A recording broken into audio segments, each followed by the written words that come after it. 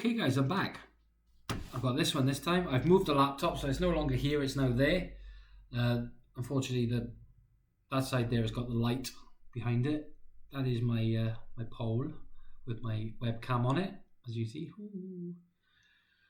But yeah, I decided to put that there because it's easier than me looking at you like there when you're like there now, so and you get a better view of my face because everybody wants to see my face.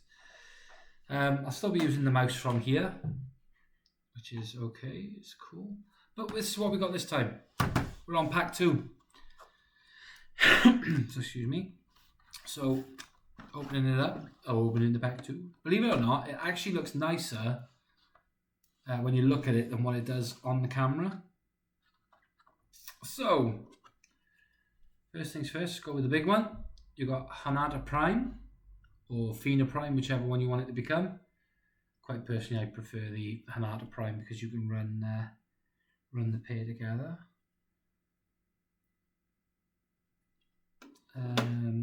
Then we've got this one. If I can draw, let me just have a check to see. Haha! We've got another mission book. Awesome. Let's put that to one side and then just flip those out because they're a bit difficult to try and wedge out as they are. So let me just grab all of those. And then pop that back in there for now. So we've had that one already. We've seen that one. So then we've got the Herosian hunting vessel. Excuse me. Anyone who's got them will know that they're like a bronzy colour. This is more of a matte brown. Fortunately, I've just realised that when I've ordered it, mine has actually turned up not quite clipped together on the back there. It's got quite a gap in between, which I'm not exactly ecstatic about, but I'm not going to complain because at the end of the day, I still like it anyway. This one is basically the scout vessel for the Bajorans, which has been repainted, remodeled, and turned into another new vessel, which we'll get to with the cards in a moment. The same as this one. Everybody's familiar with this one. If you play Star Trek Attack Wing, you know full well that this ship is in fact the Romulan scout vessel, which was flown by the Narada, I believe, but obviously backwards rather than that way, like the Romulans do. So that's those. We've got a campaign book, we've got bases, we've got the little screwy sprues or whatever you want to call them, the cards. So I'll just close this up. Just close this up for a minute. And I'll put it all back later, so just put that there so we can see the lovely 4 ships. And apparently my head is a little bit too big. Let me just go, there you go, a little bit small so you can see it a bit better. There you go. You're here to see the ships, not me. I'm not that popular, as all 14 of my viewers will tell you. Yes, 14 viewers, you know who you are, you're all special to me. So, this one comes with 3 boards, which we'll get into in a moment. But we've also got another campaign book by the looks, which is absolutely fantastic. I don't know if it's going to be the same as the other one. Looks a bit, yeah, it pretty much actually looks exactly the same as the other one. Pretty much, it is the same as the other one actually, except it's giving us planets now, so we've got planets as well. So that's quite nice. Yeah, basically exactly the same as the other campaign books. There's no point looking at that because we know what the other campaign book is. So we've got the trays here now. What I'm going to do is I'm going to open up the cards because I will admit to you, I'm not particularly familiar with the names of some of them. But I am going to literally just get the captains out. Because I know most of them, I just want to see some of the captains' names. So obviously we've got this guy here. This is Alban. He was the Nasari captain.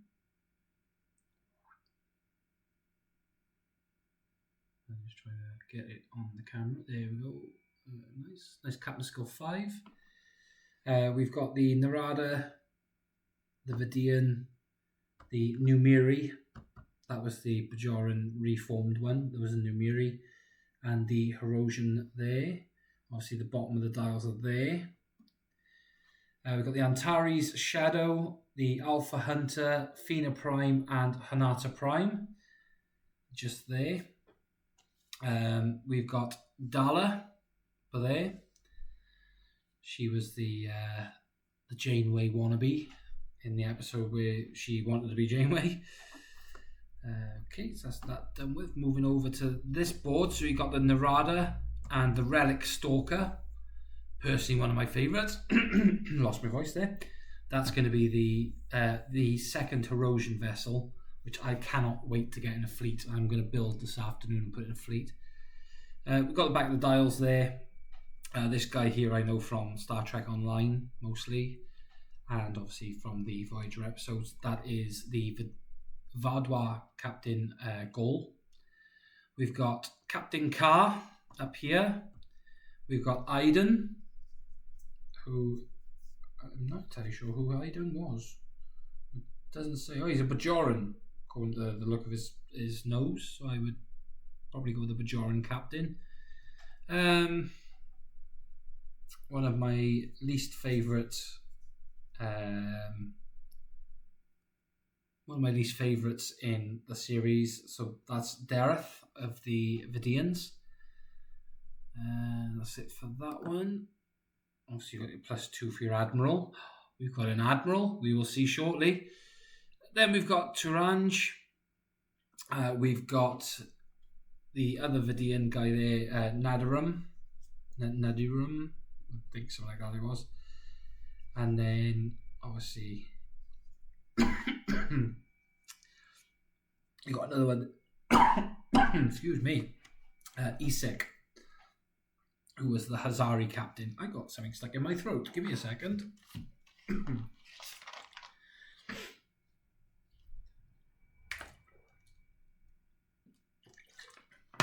Oh, I do apologise, ladies and gentlemen. Was not expecting that. Okay, there we go.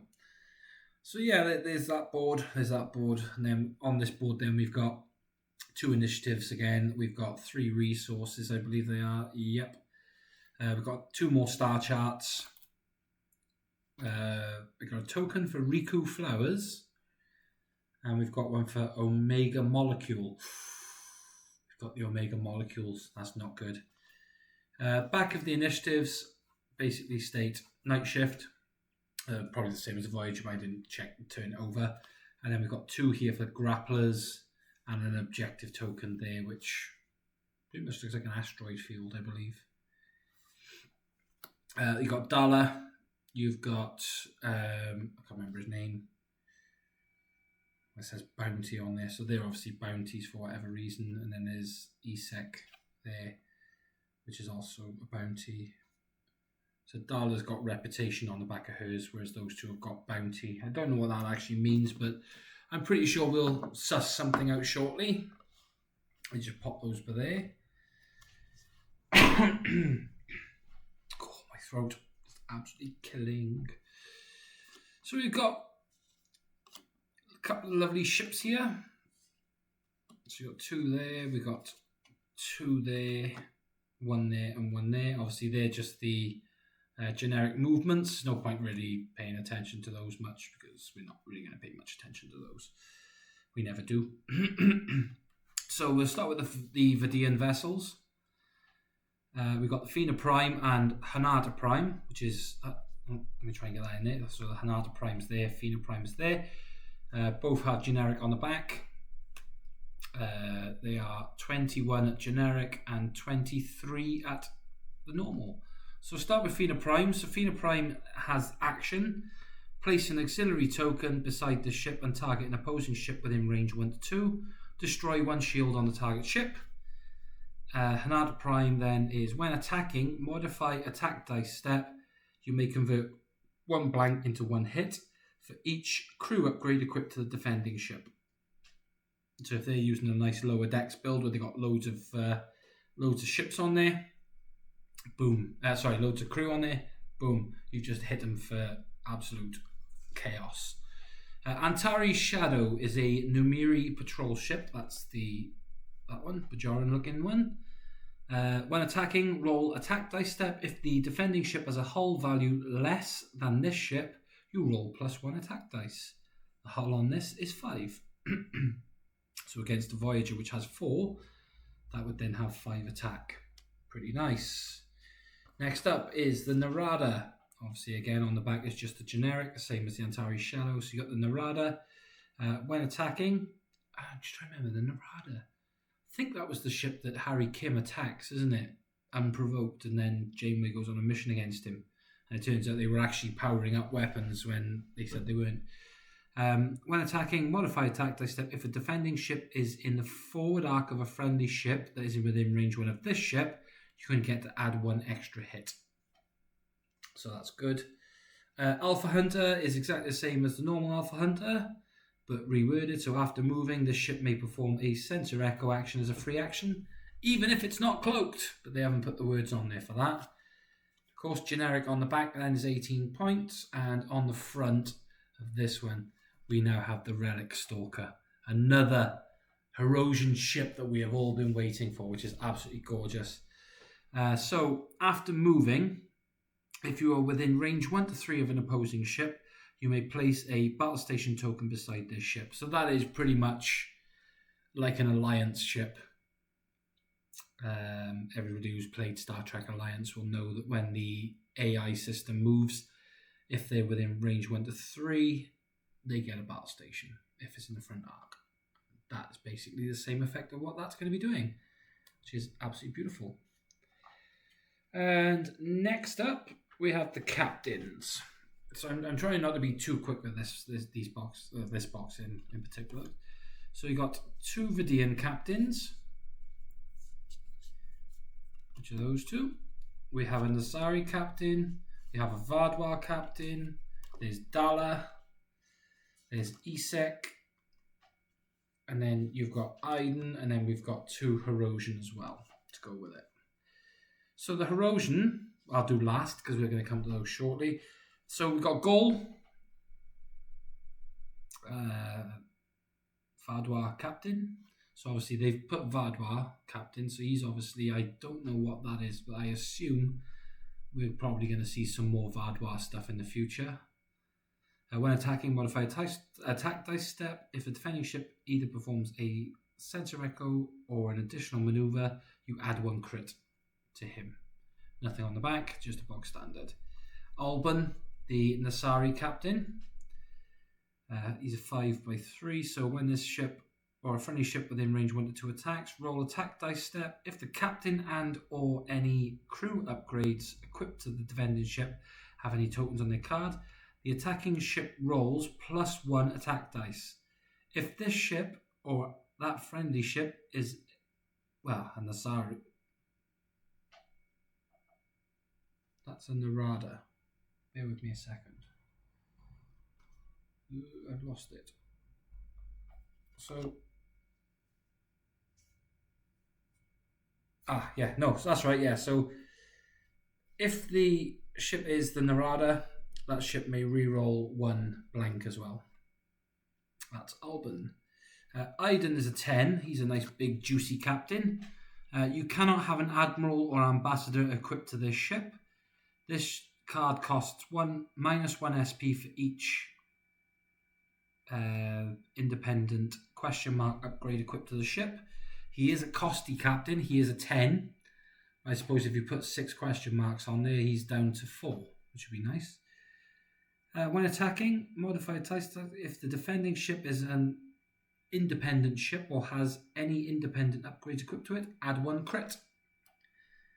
Isek, the Hazari captain. Set up, target an opposing ship, place a bounty, permanent effect token beside the target ship. Permanent effect, sorry, I'm like just holding it over there. For the rest of the game, each ship in the permanent effect. For the rest of the game, each ship in play converts either 1 blank or 1 battle station into 1 hit. Each time they attack a ship with a bounty permanent effect token beside it. So that's a good thing to have. Next up, we'll go with Dala. So Dala has add one crew slot to this ship's upgrade bar. Set up, target an opposing ship. Place a reputation permanent effect token beside the target ship. Permanent effect. For the rest of the game, each other ship treats the ship with a reputation permanent effect token beside it as an opposing ship for all game effects. That ship is still part of the original owner's fleet. So basically what that is, you put the reputation effect down, and if you have one that says that all enemy ships at range 1, and that ship being at range 1, you would then have to target that ship as well. So not a great captain really to be having, but okay. Nadaram. So if equipped to a Vidian vessel, this is a free action instead. Place 3 time tokens on this card and target an opposing ship within range. Discard 1 crew upgrade to the target ship. And Dareth. Free action. If you perform a speed 3 or greater maneuver this turn, target an opposing ship within range. Disable 1 crew upgrade equipped to the target ship. So another good card there. I'll do Car last, but we're going to go with Herosian Captain Turange. So when attacking, modify attack dice step.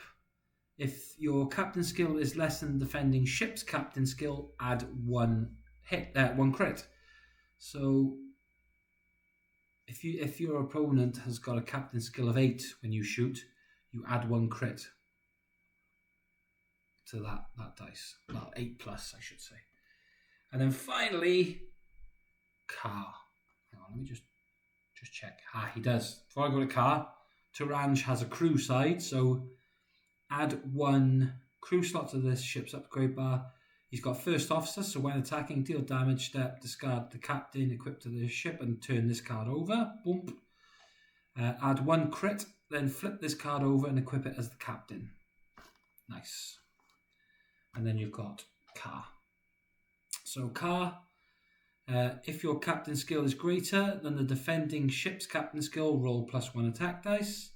When attacking, modify attack dice step. You may reroll one of your attack dice up to 2 times. And he's also a double elite slot as well, which is lovely. Now, this is where the fun begins. We've got Car, but we now have Admiral Car as well. So Admiral Car has got the fleet action. Target an opposing ship within range. Place 1 time token on the target ship's ship card at range 1. Whenever a friendly ship within range attacks an opposing ship with any time tokens on its ship card, that ship may re-roll 1 blank or battle station. If that ship is a Herosian, I can't think what they call them, but if it's a Herosian ship, it may re-roll 1 blank or battle station up to 2 times instead. So basically it's his ability as an admiral. Very nice. Can't wait to use him as an admiral. So pop that there. We do get a nice medley of elite talents. So we've got Life of Piracy. I'll come to those in a minute. We've got Vidian Sodality, however you want to pronounce that word. And then we've got Relics. These 2 cards, we know what they do. We've had them previously. I'm not going to read those, so I'm just going to place those down. But Life of Piracy. So setup. This ship may start the game either within range of a planet obstacle or within range of at least 2 non-planet obstacles. So like asteroids. Gain the ability based on the printed faction symbol of the captain that this card is equipped to.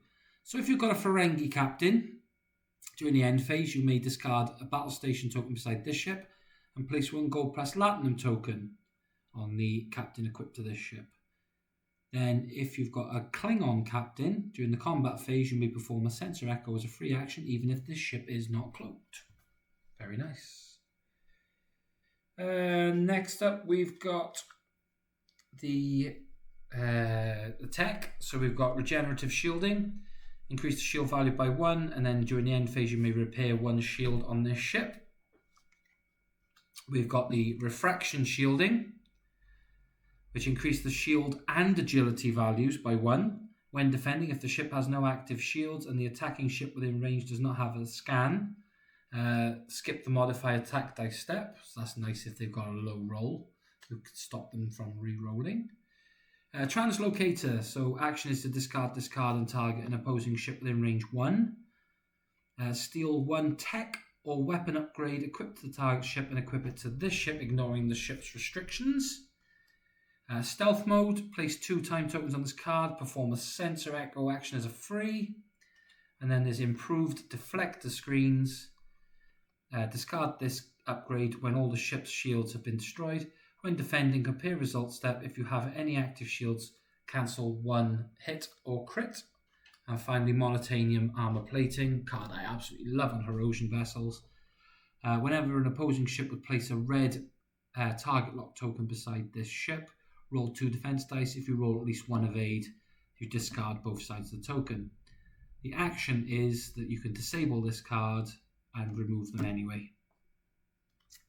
Do love monotanium, I will admit. It's like one of my favourite cards. Weapons next.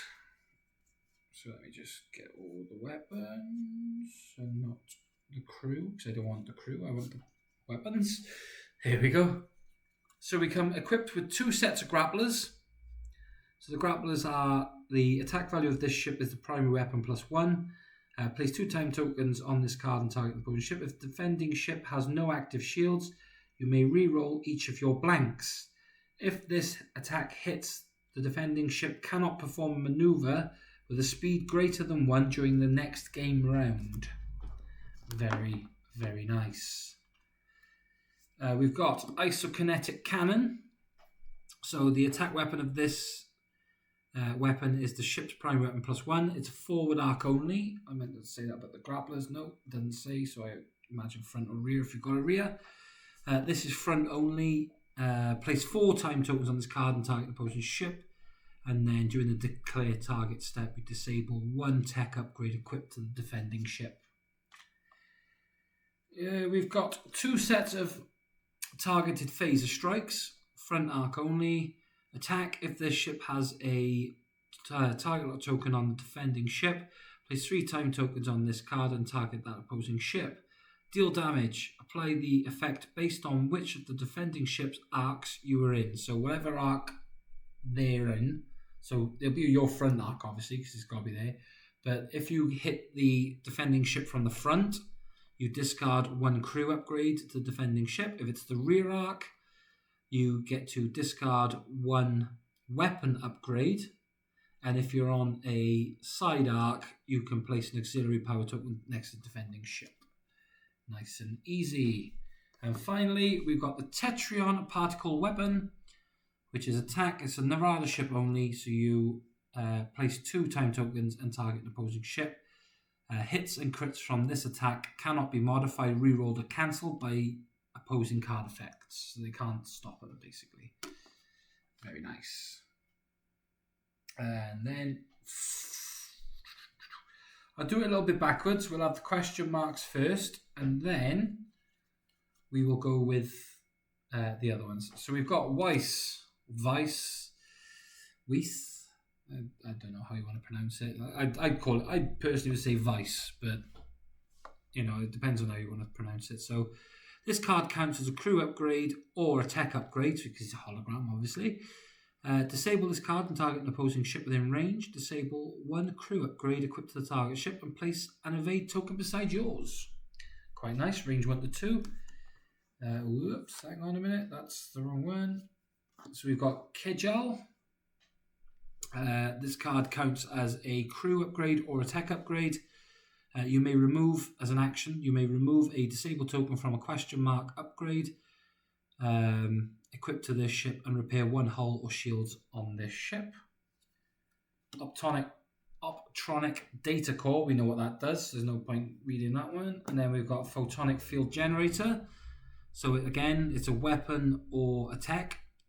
You may perform actions listed on question mark upgrades equipped to the ship, and if you have any auxiliary tokens beside this ship, opposing ships within range cannot discard or disable other independent question mark upgrades equipped to this ship. Very nice. And finally, we are into the crew cards. So first of all, we've got 2 copies of the Vidian Guard. I'm not going to go too heavily into some of these. Obviously, it's spoil the surprise. But yeah, we know what they do. Then we've got Sulan. Basically, it allows you to disable up to 2 upgrades equipped to the target ship. We've got Kuros. I'm not going to try and read that, guys. It's a bit too small for my eyes, and to be honest, my eyes are hurting now, so I won't read that one. But you can find these cards on the Utopia. They have been placed on there, the fleet builder that we've got online. I suggest going and having a look if you're not too sure. On the left-hand side at the top, it'll tell you that you can have a look at the set viewers. Click on set viewer, go to adversaries of the Delta Quadrant, and it'll give you a list of every card and basically what it does. We've got Mobar, which is opposing ships within range that have a permanent effect token beside them. Roll -1 defense dice. In addition, if that token is a reputation permanent effect token, battle station, scan and or evade tokens spent by that ship are placed beside this ship instead of returning to the action token supply. So if you spend it on a different ship, you can pinch it and put it on there, wherever Mobar is, which is nice. Then we've got Zar. The captain's equipped to opposing ships within range that have a permanent effect token beside them have -1 captain skill. If that token is a reputation permanent effect token, that ship has -2 captain skill instead. Not entirely sure the benefits of that one, but okay. So then we've got Tau. Planning phase, target this ship or another ship within range. Place a token on this card beside the token. Place a token on this card beside the target ship. Okay. Combat phase, target an opposing ship within range. Steal either... Right, okay, I see. So you steal the token first from a different ship and then you get it to use on yours through the planning phase. So steal either one scan, battle station, evade, or auxiliary token beside this ship and place it on this card. Okay. Here you go. Covin. Add 1 weapon to the ship's upgrade bar. Whenever you would place 3 or more time tokens on a weapon upgrade equipped to this ship, place 1 time token on this card. So you can put 2 on there and 1 on there. Place a disabled token on that weapon instead. Okay, not really much use to be honest, but okay. And finally, Donic. Everybody remembers Donic from the Herosian pack, but this is like a newer version of Donic. Now I'm repeating on the water now. So this ship cannot be targeted by secondary weapons upgrades fired through a rear arc, which is very nice. So when defending, if the attacking ship has any question mark upgrades equipped to their ship, roll +1 defense dice. So he's got a little bit better, but still not, immensely amazing. But obviously he stops you getting shot by a secondary arc, so it's quite nice. But yeah, guys, that was a quick, and when I say quick, I mean literally a third of the time it took me to do the other one. But literally, that is the adversaries of the Delta Quadrant. I personally cannot wait to get building with that. It's going to be absolutely mental, absolutely berserk. I'm quite looking forward to it, to be honest with you. I will try and get some more content up soon. Obviously try and get a few battles in. That we won't have one of my usual partners, unfortunately, anymore. It's been a bit of an issue. But it's not to worry, because obviously myself and Mike, or myself and Lee, myself, Mike and Lee, myself and Kilo, there's a fair whack of us. all obviously ready to go, play games and stuff. It's just a case of having 2 minutes to do it. But yeah, basically guys, I'm planning on getting some stuff going soon. This has been Star Trek Attack Wing, opening and unboxing of Independent Faction Pack, Adversaries of the Delta Quadrant. It's an absolute beautiful box, very nice ships, and to be completely honest, I can't wait to work with them. But on that note guys, I am going to just leave this one as a 30 odd minute video and let you all go about your days and stuff. But yeah, thanks for watching. If you haven't already, if you're watching me live on Twitch and my really twitchy live stream, if you're watching me live on Twitch, please give me a follow so that you can keep up to date with any like battles and stuff that we've got going on soon coming up. Obviously there is another box due out, but I didn't pre-order it, so I'll do an unboxing when it comes out in the UK, and I'll get it then. But yeah, thanks for watching. Like I said, on Twitch, give me a follow. If you're watching this on YouTube, hit subscribe guys. Keep up to date for more content to come in the future, with lots of battles via Alliance and Star Trek Attack Wing. Until then, I have been Starfleet's Admiral, and you have been fantastic. So live long and prosper, guys, and I'll catch you all in the next one.